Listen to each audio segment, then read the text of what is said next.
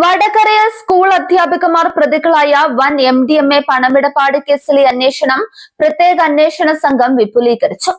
അധ്യാപികമാരുമായി ലക്ഷക്കണക്കിന് രൂപയുടെ സാമ്പത്തിക ഇടപാടുകൾ നടത്തിയവരെ കണ്ടെത്തി കസ്റ്റഡിയിലെടുക്കാനാണ് പോലീസിന്റെ പ്രാഥമിക നീക്കം.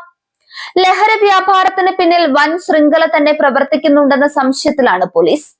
കേസിലെ പ്രധാന പ്രതികളിൽ ഒരാളായ പേരാമ്പ്ര BRC സ്പെഷ്യലിസ്റ്റ് അധ്യാപിക കീർത്തനയുടെ ജാമ്യാപേക്ഷ വടകര NDPS കോടതി ഇന്ന് പരിഗണിക്കും. കേസുമായി ബന്ധപ്പെട്ട് അധ്യാപികമാരായ കീർത്തന, കാവ്യ, നീഷ്മ എന്നിവരുടെ ബാങ്ക് അക്കൗണ്ട് വിവരങ്ങളും ഫോൺ കോൾ റെക്കോർഡുകളും അന്വേഷണ സംഘം ശേഖരിച്ചു തുടങ്ങി. വിചാരണ വേളയിൽ കോടതിയിൽ സമർപ്പിക്കുന്നതിനായുള്ള ശാസ്ത്രീയ തെളിവ് ശേഖരണവും വേഗത്തിലാക്കിയിട്ടുണ്ട്. അധ്യാപികമാരുടെ ബാങ്ക് അക്കൗണ്ടുകൾ ഉപയോഗിച്ച് ATMകൾ വഴി പണം പിൻവലിച്ചവരെ കേന്ദ്രീകരിച്ചും അന്വേഷണം നടത്തും. ATM കൗണ്ടറുകളിൽ നിന്നുള്ള CCTV ദൃശ്യങ്ങൾ പരിശോധിക്കുന്നതിനായി ബാങ്കുകൾക്ക് പോലീസ് കത്ത് കൈമാറിയിട്ടുണ്ട്. കാർഡ് ഉപയോഗിച്ച് പണം പിൻവലിച്ചവരെ തിരിച്ചറിഞ്ഞാൽ അവരെയും കേസിൽ പ്രതി ചേർക്കും.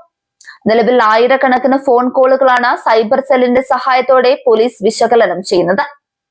അതേസമയം ലഹരി വിൽപ്പനയിലൂടെ സമാഹരിച്ച പണം മുഴുവൻ വയനാട് സ്വദേശിയായ യുവാവിന്റെ ബാങ്ക് അക്കൗണ്ടുകളിലേക്കാണ് പോയതെന്ന് അന്വേഷണ സംഘം കണ്ടെത്തിയിട്ടുമുണ്ട്.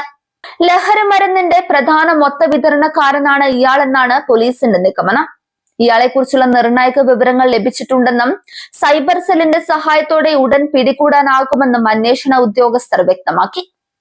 പ്രധാന വിതരണക്കാരനായ വയനാട് സ്വദേശിയെ കസ്റ്റഡിയിലെടുത്ത ശേഷം മാത്രമായിരിക്കും ഇപ്പോൾ ജുഡീഷ്യൽ കസ്റ്റഡിയിലുള്ള പ്രതികളായ അധ്യാപികമാരെ കസ്റ്റഡിയിൽ ആവശ്യപ്പെട്ട് പോലീസ് കോടതിയിൽ അപേക്ഷ നൽകുക. ലഹരി ശൃംഖലയുടെ വേരുകൾ കണ്ടെത്താൻ സമഗ്ര അന്വേഷണം തുടരുകയാണ്.